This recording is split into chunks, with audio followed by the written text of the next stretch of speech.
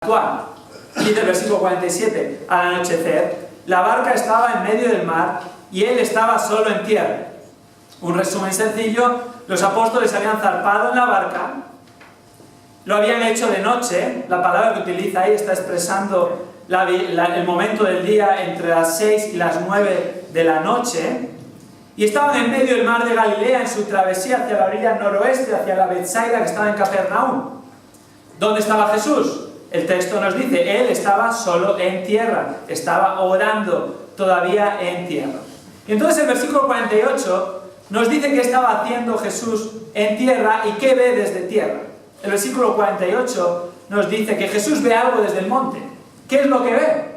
Fijémonos en el versículo 48. Remar fatigados a los apóstoles, porque el viento les era contrario, como a la cuarta vigilia de la noche.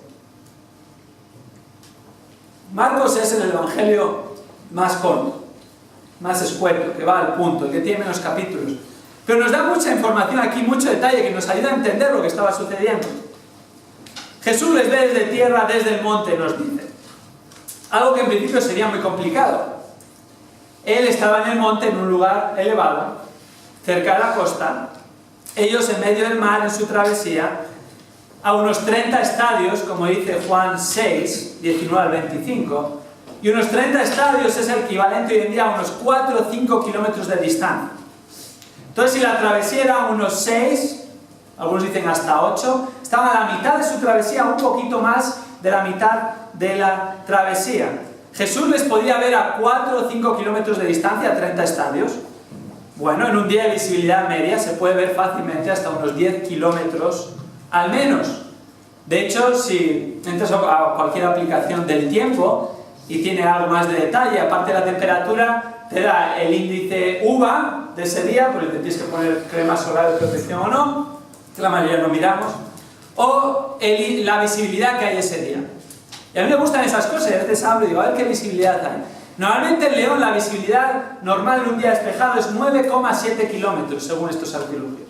Estaban a 5, no estamos en ningún lugar elevado. ¿Jesús les podía ver? Aparentemente sí. Pero fijémonos qué momento del día era. Los discípulos zarpan entre las 6 y las 9 de la tarde-noche, cuando se hacía de noche, y ahora nos dice que los discípulos estaban remando fatigados porque les era contrario, como a la cuarta vigilia de la noche. La cuarta vigilia de la noche, la última vigilia de la noche, entre las 3 y las 6 de la mañana. Era de noche. ¿Puede un ser humano ver de noche a 4 o 5 kilómetros de distancia? No, imposible. Solo podrían verles fuerzas especiales de algún ejército con artilugios de visión nocturna. O Dios, Jesucristo, Dios hecho hombre. Esto en sí mismo ya nos muestra quién era Jesús. Es un milagro que pudiera ver de noche a esa distancia sin gafas de visión nocturna. Y concretamente, ¿qué es lo que ve? El versículo nos dice, remar fatigados a los apóstoles porque el viento era contrario. Estaban realmente viviendo una auténtica tortura. De hecho, la palabra que se traduce fatigados, remar fatigados, se puede traducir también torturados. Estaban remando torturados, estaban física y mentalmente agotados, porque remaban y no avanzaban a ninguna parte. Hemos visto, está en la cuarta vigilia de la noche, entre las 3 y las 6 de la mañana. Han zarpado entre las 6 y 9 de la tarde. Así que al menos han estado 6 horas remando. Y puede ser que hasta 12 horas remando, por el trasfondo del tiempo que nos da el texto. De 6 a 12 horas remando, remeros experimentados, porque al menos 4 de los 12 apóstoles se dedicaban a la pesca y estaban acostumbrados a salir en ese mar y remar. Puede ser que hasta 7 de los apóstoles. Aquí estaba pasando algo sobrenatural. ¿Cómo en 6 horas, en el menor de los casos, habían avanzado ni siquiera la mitad de esos 6 a 8 kilómetros de travesía? Porque el texto nos dice que el viento les era contrario, en realidad era una tormenta en toda regla. Cuando unamos los relatos de los evangelios, Marcos sí dice en el versículo 48, el viento era contrario. Juan añade en Juan 6, 18. El mar estaba agitado porque soplaba un fuerte viento. El mar estaba agitado, dando a entender que había unas olas que les impedían avanzar, aparte del viento. Y Mateo añade, en Mateo 14, 24, la barca era azotada o atormentada por las olas porque el viento era contrario. Cuando unamos todos los relatos del Evangelio, la conclusión es clara. Los apóstoles están en medio de esta gran tormenta, con fuertes vientos en contra, que habían levantado olas que azotaban el bote y que les tenían a los discípulos torturados, no pudiendo avanzar tras muchas horas de remar. Imagínate en esa situación. No es de extrañar que los discípulos, los apóstoles, estuvieran en esta situación. ¿Cómo? Agotados, desesperados, torturados, al punto de temer por sus vidas. Esto nos recuerda otro episodio que les había sucedido en ese mismo mar. ¿Nos acordamos en Marcos capítulo 4? Cuando Jesús calma la tempestad, en los versículos 35 al 41. Pero en aquel entonces, ¿dónde estaba Jesús? En la barca. Estaba dormido, pero estaba allí con ellos. Y llegaron a temer por sus vidas. Imagínate ahora. ¿Podrían estar temiendo incluso por sus vidas los apóstoles en medio de esta tormenta? Y Jesús ni siquiera estaba en la barca, aunque fuera dormido. Por supuesto, humanamente hablando, es lo más natural. Entonces, ¿qué hace Jesús ante esta situación? Dice el versículo 48, en la segunda parte, que decide hacer algo al respecto. ¿Qué hace? Ir hacia ellos.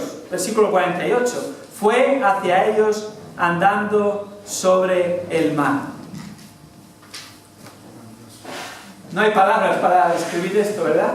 ¿Has visto a alguna persona alguna vez andar sobre el mar? No. ¿Puede un ser humano andar verdaderamente sobre el mar?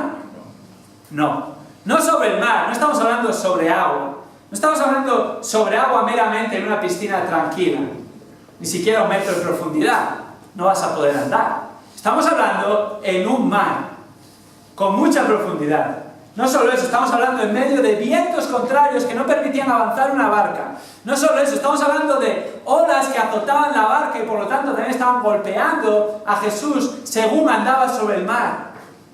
Es increíble. Solo Dios podía hacer esto. Jesús, Dios hecho hombre. Este hecho es asombroso en sí mismo. No solo que anduvo sobre las aguas, sino que lo hizo en medio de esas olas y vientos contrarios. Jesús caminaba imperturbable sobre las aguas y caminaba imparable hacia ellos cuando ellos ni siquiera podían moverse después de horas remando en un bote. Como afirma un comentarista, John MacArthur, y cito, el creador de las aguas y los vientos puso su pie sobre el agitado mar como si fuera una roca fuerte y un liso cristal. Es increíble. Sorprendentemente, puede parecer que su primera intención no era ayudarles, porque el versículo 48, en la versión de las Islas Américas, dice, quería pasarles de largo. En realidad, su intención era ir hacia ellos, porque el texto nos dice, iba hacia ellos. Entonces, ¿cómo compaginamos iba hacia ellos y la aparente contradicción, quería pasarles de largo? En realidad, esta expresión está hablando que iba a ponerse en paralelo a ellos en la embarcación. Iba hacia ellos, pero en lugar de llegar hacia ellos y llegar de frente a la embarcación, está llevando una trayectoria paralela a la embarcación. Como cuando viene una balsa de rescate, no viene de frente, sino que viene por el lateral y trata de emparejarse. Esa era la trayectoria que está describiendo este versículo, que puede llamarnos tal vez a confusión. Jesús no iba a pasar de largo, sino que Jesús iba a pasar al lado de ellos y iba hacia ellos. Ahora, ni siquiera Jesús llega al lado de ellos, porque algo sucede, le ven mucho antes y reaccionan inesperadamente al verle. Versículo 49. Pero cuando ellos le vieron andando sobre el mar, pensaron que era un fantasma y se pusieron a gritar porque todos le vieron y se turbaron. Ni siquiera llega paralelo a ellos, Jesús va andando hacia ellos. No podían creer lo que estaban viendo sus ojos. Los discípulos ven a una persona andando sobre el mar, yendo hacia ellos. Una persona andando y avanzando sobre el mar que ellos no podían ni siquiera avanzar. ¿Cómo puede ser esto? La explicación que encontraron fue, es un fantasma. Este no puede ser un ser humano. Estamos alucinando. Es un fantasma. Claro, no le reconocieron. ¿Cómo le van a reconocer? andando en el mar. ¿Cómo pueden pensar que es Jesús? ¿Cómo lo van a reconocer en medio de la noche? Vieron una figura. ¿Cómo lo van a reconocer en medio del viento y las olas? Pensaron, es un fantasma. Ni siquiera podían pensar que era Jesús. Y entonces muestran su susto. Si no están suficientemente asustados por la tormenta, ¿verdad? Ahora esto les acaba de asustar. Porque el texto nos dice que se pusieron a gritar, dice el versículo, cuando le vieron y se turbaron. Final versículo 49, principio del versículo 50. Se pusieron a gritar, no es un grito pequeñito. No, la palabra que utiliza ahí es alarido. Vamos, se dejaron ahí los pulmones. Quedaron afónicos, imagínate, estaban realmente asustados. Se pusieron a gritar del susto, del espanto que tenían y se turbaron, literalmente significa entraron en pánico. Tuvieron un susto de muerte. Ahora, su susto, su miedo, no llegó a unos niveles imparables porque Jesús enseguida, antes de que les diese un infarto, intervino. Pero desde su perspectiva, nada podía ir ya peor. Si no morían por la tormenta, quién sabe si no morirían por este fantasma o quién sabe lo que iba a suceder ahí. Estaban aterrorizados. Pero Jesús no dejó que ese momento terrorífico durase demasiado, sino que se dirigió a ellos todavía desde el mar. Versículo 50, en la segunda parte. Pero enseguida Él habló con ellos y les dijo: tened ánimo, soy yo, no temáis. Enseguida dice. No pasó mucho tiempo desde que lo ven, piensa que es un fantasma, gritan, se asustan y Jesús enseguida se identifica. Y les dice: tened ánimo. En otras palabras, tened valor, lo que está diciendo. No os asustéis, tened valor. Soy yo. No les deja a su imaginación quién era. Soy yo. De hecho, la manera que lo dice está mostrando que ese soy yo es Dios mismo. Por esto mismo, más adelante en el Evangelio de Juan, cuando le dijo yo soy, trataron de apedrearle porque entendieron que están diciendo que era Dios. No solo se identifica, me conocéis, sino de la manera que se identifica está mostrándoles: soy yo, Jesucristo, Dios hecho hombre, Dios mismo hecho carne. No temáis, tened valor. Y les dice a continuación, después de identificarse, tened ánimo, perdón, le dice a continuación después de identificarse: no temáis, dejad de tener miedo. En lugar de estar embargados por el temor, aterrorizados, debían de tener valor porque era Jesús el que se aproximaba a la barca. ¿Tuvieron valor? Claro que tuvieron valor. Este texto no nos dice más al respecto, pero Mateo 14, versículos 28 al 31, nos dice que Pedro, de hecho, tuvo valor. Vaya si tuvo valor y confianza en el Señor, porque no solo se tranquilizó, sino que salió de la barca y empezó a andar sobre las aguas hacia Jesús. Increíble. Tal era su confianza en Jesús y tal fue el valor que recibió al ver de Jesús, hasta que quitó sus ojos de Jesús y se puso a mirar el viento y las olas y la tormenta que tenía alrededor y pensó vanamente: lo que estoy haciendo. Y entonces empezó a hundirse hasta que Jesús le rescata. Ambos suben a la barca, el viento se calma, versículo 51, y subió con ellos a la barca y el viento se calmó. Pedro regresa a la barca de la que había salido, Jesús se sube a la barca, todavía está la tempestad, todo esto en medio de la tempestad. Imagínate, alguna vez que has ido en una barca, te tiras al lago para tratar de nadar, todo tranquilito y apacible en un buen día de verano. A mí me cuesta volverme a subir a la barca, ¿no es así? Yo no soy muy hábil, pero vamos, la mayoría probablemente de la gente le cuesta subir a la barca. Esto es en medio de olas y viento. Ya solo poder subir a la barca muestra el poder sobrenatural de Jesús. Pero no solo suben a la barca, sino que el versículo 51 dice: el viento se calmó inmediatamente, con todos ya en la barca. Y Juan 6:21 añade que inmediatamente llegan a la orilla. Otro milagro. Inmediatamente llegan a la orilla, no dice cómo, pero estaban en medio del mar de Galilea, esa tormenta, se calma la tormenta y al instante que se calma la tormenta, Juan 6:21 afirma que estaban ya en la orilla. Jesús de alguna manera consiguió que llegasen a la orilla en un abrir y cerrar de ojos. La travesía que les había llevado horas concluye en unos instantes después de que Jesús calma la tormenta, después de que Jesús sube a la barca y algo sobrenatural sucede, llevándoles a la orilla instantáneamente.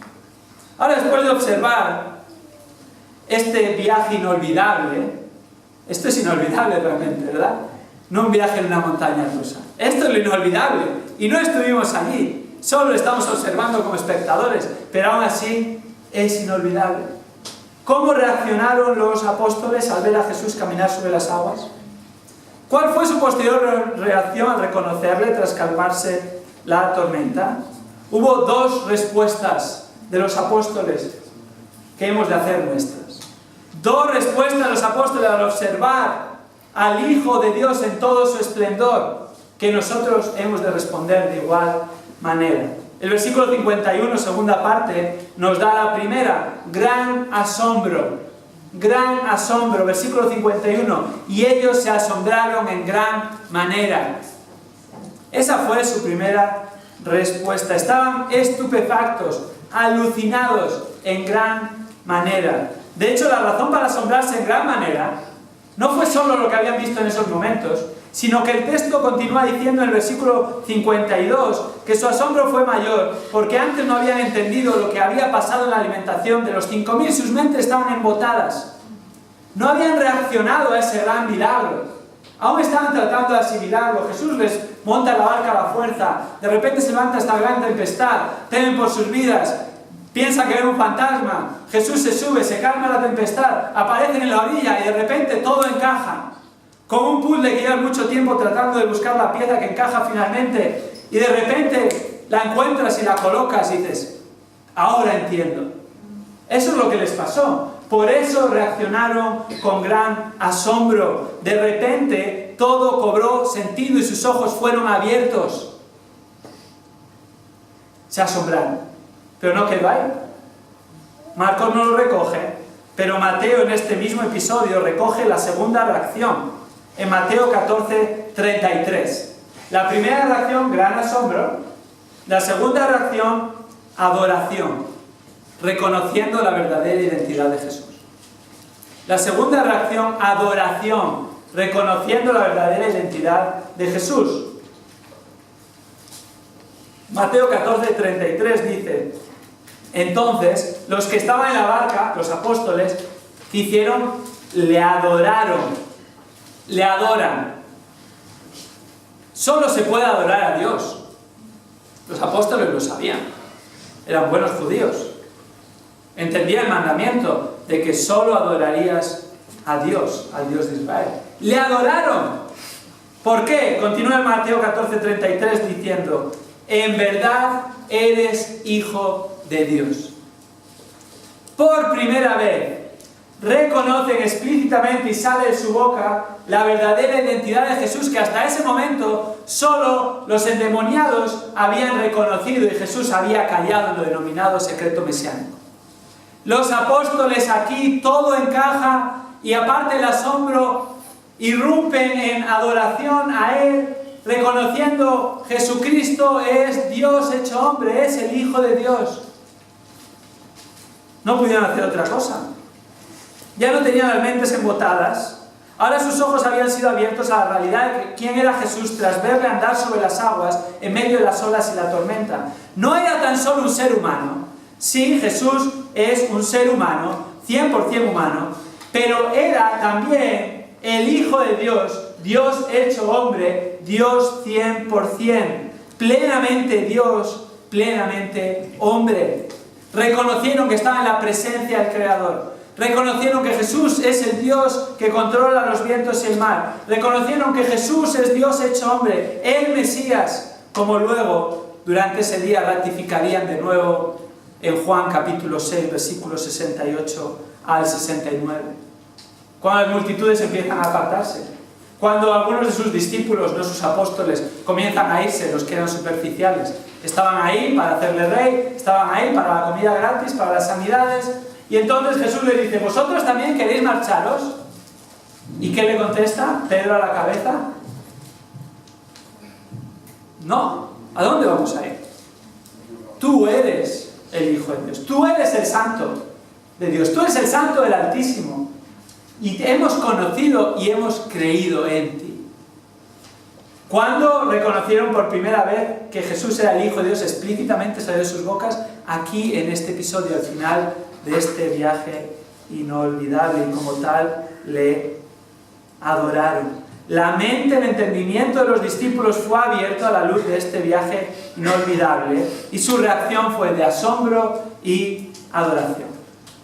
Muchas personas a lo largo de los evangelios reaccionaron con asombro, pero no tantas con adoración. Muchas personas reaccionaron con asombro solo en el Evangelio de Marcos en los capítulos anteriores. Recordamos en Marcos capítulo 1, en la sinagoga de Capernaum, Jesús enseña y las gentes, Marcos 1:27, reaccionan con asombro ante esta enseñanza con autoridad. En el capítulo 2 de Marcos, Jesús sana al paralítico que bajan por el techo de la casa y todos estaban asombrados al verle caminar, Marcos 2:12. Las multitudes se quedan asombradas en la región de Decápolis, la zona de los gentiles, la orilla este del mar de Galilea, cuando Jesús expulsa a todos los demonios del Gadareno y entonces él vuelve a su tierra a dar testimonio como el primer misionero gentil a los suyos para hablarles de Cristo, y todos reaccionaban con gran asombro, Marcos 5:20. En la casa de Jairo Jesús resucita a la hija de Jairo y los que estaban en la casa quedaron completamente atónitos, Marcos 5:42. El asombro no es nuevo. Muchos estaban asombrados con Jesús. Lo que es nuevo es la adoración. Él es el Hijo de Dios. Y tal vez tú estás aquí en esta mañana y estás impresionado con Jesús. Estás asombrado después de leer este pasaje que sucedió verdaderamente en la historia de la humanidad. Y hay personas impresionadas con Jesús, su vida, sus hechos, sus palabras. Y eso es bueno. Hemos de estar asombrados con Jesús y de Jesús. Pero ese asombro no es suficiente. Ese asombro no te va a salvar. Ese asombro ha de llevarte a la adoración como hizo en los apóstoles. Porque comprendes, porque Dios abre tu entendimiento y por fin todo encaja y ves claramente. Jesús no solo era una persona admirable, Jesús no solo hacía grandes cosas, no solo hablaba buenas cosas, no solo era un hombre, sino que Jesús es Dios mismo hecho carne, el Hijo de Dios. Y cuando entiendas que Jesús es el Hijo de Dios que vino a este mundo a morir en la cruz por tus pecados, te arrepientas y creas en Él como el Hijo de Dios que murió en tu lugar en la cruz y que fue resucitado al tercer día, ascendió a los cielos y un día volverá, entonces verdaderamente podrás adorarle de corazón. Amén. Mientras tanto, no podrás adorar. Y es sorprendente porque hay personas que asisten a las iglesias de todo tipo, denominadas cristianas o incluso evangélicas, y no adoran. No adoran. La alabanza es su medio de adoración, es el único medio de adoración. Y viven en sus vidas sin adorar a Dios. Viven en sus vidas sin exaltar a Cristo, sin adorar a Cristo, que es Dios hecho hombre. Y vienen a las iglesias cristianas y continúan con su vida falta de adoración. Algo falla ahí, algo no encaja. Los apóstoles encajaron las piezas y la respuesta natural fue adoración. Es como una persona que mira al sol y te diga, miro al sol pero realmente no me deslumbra. Mira, es imposible que mires al sol y no te deslumbre. O estás cerrando los ojos o estás mirando para otro lado. Pero si estás mirando al sol con los ojos abiertos, te va a deslumbrar. Lo mismo es con nuestro gran Señor y Salvador Jesucristo. Si no estás deslumbrado y estás en la adoración a Él, estás aquí en esta mañana, el problema no está con el resplandor ni la gloria de Cristo. El problema está que tal vez estás mirando para otro lado en tu vida cristiana. O tal vez es que ni siquiera tienes vida cristiana y tus ojos están cerrados y el Señor tiene que abrir tu entendimiento realmente a quién es este Señor Jesucristo. Y aquellos que el entendimiento ha sido abierto, hermanos, vengamos a la iglesia a adorar al Señor Jesucristo, a adorar al Dios Padre, porque Él, en su gracia y misericordia, mandó a Cristo a este mundo a morir en la cruz por nuestros pecados. Estamos asombrados, ¿no es así? Yo no lo entiendo aún. Y Cristo es glorioso. Y Cristo es Dios y merece toda nuestra adoración. Le adoramos por su persona, Dios mismo hecho carne. Pero le adoramos también por su obra en la cruz a nuestro favor. El hombre, el Dios hombre que tomó nuestro lugar en la cruz. Si has hecho ese viaje, es inolvidable.